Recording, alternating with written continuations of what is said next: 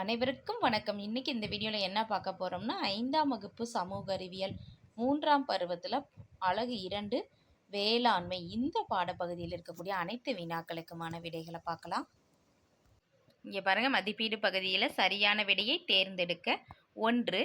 Days என்பது உணவு உற்பத்திக்காக தாவரங்களை வளர்ப்பதாகும். இதற்கான விடை வேளாண்மை. 2. டேஸ் என்பவர் உணவு அல்லது மூலப்பொருளுக்காக தாவரங்களையும் விலங்குகளையும் வளர்க்கிறார். இதற்கான விடை விவசாயி. அடுத்து 3. டேஸ் வேளாண்மை என்பது பயிர்களுடன் விலங்குகளையும் வளர்ப்பதை குறிக்கிறது. விடை கலப்பு. 4. நிலத்தடி நீரின் நீர்மட்டம் மற்றும் நீரின் தன்மையை கண்காணிக்கிறது. மத்திய நிலத்தடி நீர் வாரியம் நிலத்தடி நீரின் நீர்மட்டம் மற்றும் நீரின் தன்மையை கண்காணிக்கிறது.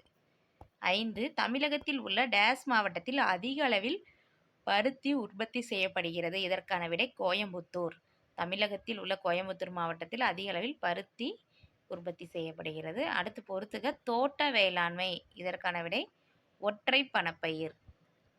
கலப்பு வேளாண்மை பயிர்களுடன் விலங்குகளையும் வளர்ப்பது. வணிக வேளாண்மை விற்பனை நோக்கம். கிணற்று நீர்ப்பாசனம் பழமையான முறை. தன்னிறைவு வேளாண்மை குடும்ப நுகர்வு.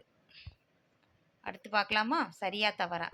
தமிழ்நாட்டின் முதன்மையான உணவு பயிர் நெல் ஆகும். இதற்கான விடை சரி. அடுத்து தமிழ்நாட்டில் 2 வகையான மண் உள்ளன. இதற்கான விடை தவறு. ஏன்னா மண் 2 கிடையாது, நிறைய வகைகள் இருக்கு.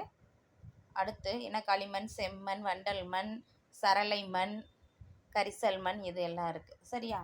அதனால் விடை தவறு. அடுத்து சொட்டு நீர் பாசனம் என்பது ஒரு வகை நுண் பாசன முறையாகும். விடை சரி.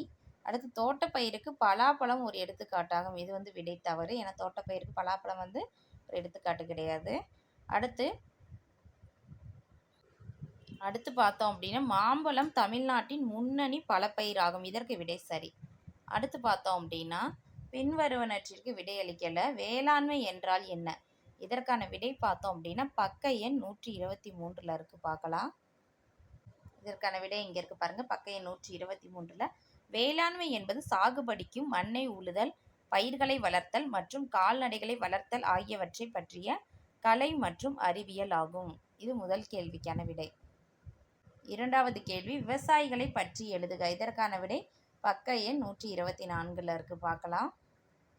இதற்கான விடை இங்கே இருக்கு பாருங்க. விவசாயி என்பவர் உணவு அல்லது மூலப்பொருளுக்காக தாவரங்களையும் விலங்குகளையும் வளர்ப்பவர் ஆவார்.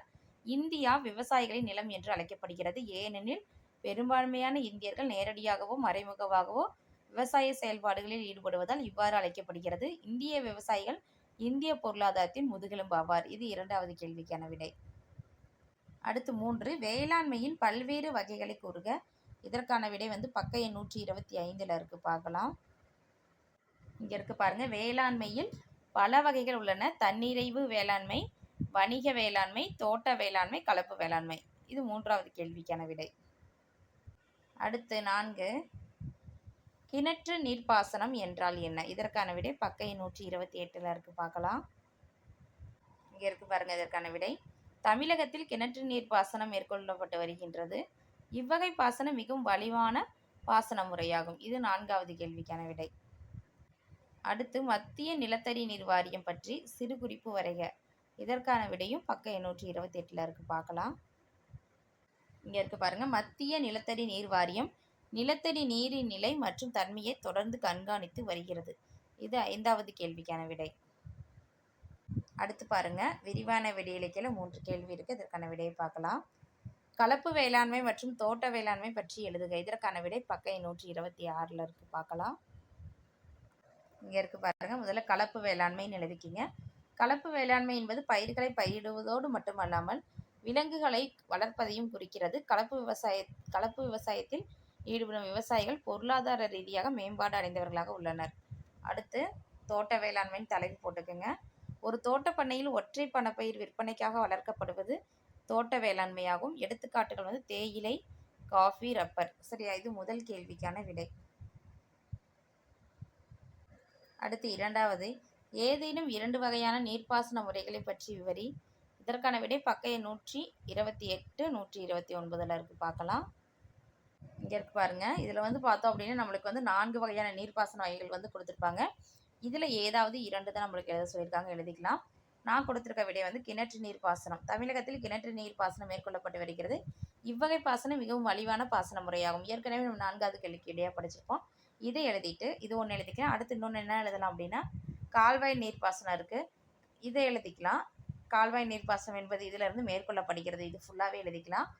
அடுத்து இல்லைன்னா இங்கே இருக்குது பாருங்கள், இது ஈஸியாக இருக்கும். 3 வரிகள் தான் இருக்குது. தெளிப்பான் நீர்ப்பாசனம், இதை கூட எழுதிக்கலாம். தெளிப்பான் நீர்ப்பாசனம் என்பது மழைப்பொழிவு போன்ற நீர்ப்பாசன முறையாகும். குழாய்கள் மூலம் தெளிப்பான்கள் வழியாக நீர் மழை போன்று தெளிக்கப்படுகிறது, இது கூட உங்களுக்கு ஈஸியாக இருக்குது, எழுதிக்கலாம்.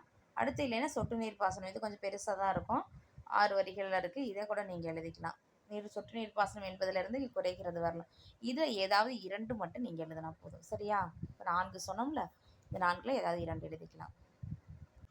அடுத்து பாருங்கள், தமிழகத்தின் முக்கிய பயிர்களை பற்றி வரின்னு இருக்குது. இதற்கான விடை பார்த்தோம் அப்படின்னா பக்க எண் 132 133 இருக்குது, பார்க்கலாம். இங்கே இருக்குது பாருங்கள்.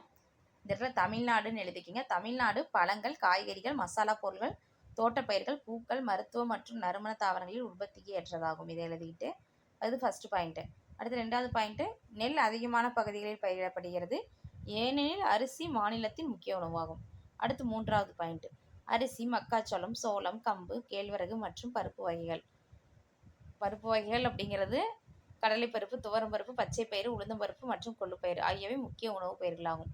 அடுத்த பாயிண்ட்டு பாருங்கள், அடுத்த பக்கத்தில் பணப்பயிர்களில் பருத்தி, கரும்பு, எண்ணெய் வித்துகள், காபி, தேயிலை, ரப்பர், தேங்காய், எள் மற்றும் மிளகாய் ஆகியவை அடங்கும். மாம்பழம் மற்றும் வாழைப்பழம் தமிழ்நாட்டின் முன்னணி பழப்பயிர்களாகும். மல்லிகை, செவ்வந்தி, சாமந்திப்பூ மற்றும் ரோஜா ஆகியவை தமிழகத்தில் வளர்க்கப்படும் பூக்களின் முக்கிய பூ வகையாகும், சரியா? இது வரல எழுதிக்கலாம். 3வது கேள்விக்கான விடை.